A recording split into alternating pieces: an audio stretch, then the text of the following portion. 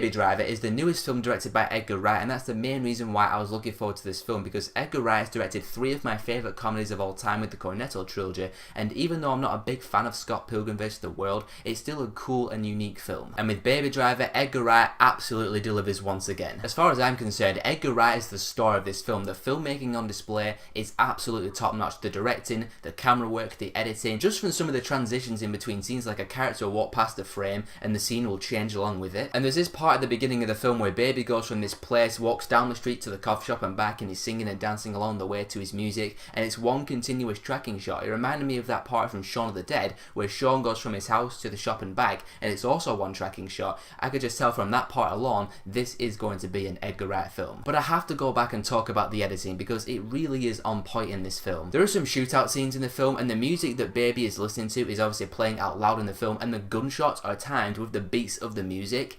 When that was happening, I was just smiling. I was like, this is awesome. Baby Driver really is a musical, but it's not like, you know, breaking out into song and dance like La La Land or anything like that. The music that plays in the film that Baby is listening to correlates with some of the stuff that's happening on screen, and it also conveys character emotions as well. There's a couple of flashbacks to Baby's childhood where he's listening to his music and there's some stuff going on with his parents, and it perfectly conveys who Baby is and what happened to him when he was younger without any dialogue and all through music. Tell me that isn't awesome. It definitely makes this one of the more unique and original films of the year so far. Moving away from the music and the filmmaking, let's look at the characters in the story. The relationship between Baby and Deborah, played by Lily James, was really sweet. It wasn't sappy, it wasn't cheesy, it felt very authentic because they both have a love of music and they both just want to hit the open road in a car they can't afford with a plan they don't have, just listening to their music and living life and enjoying music. And it's a really good romance. I like the two as a couple, and you really start to root for Baby to get rid of this criminal life and hit the open road with it. And because you care about them as a couple, it makes the last half of this film quite intense actually, because shit starts hitting the fan and you're like, oh my god, is Baby gonna get out of this or not? However though, I didn't love the hell out of Baby Driver. The supporting characters in this film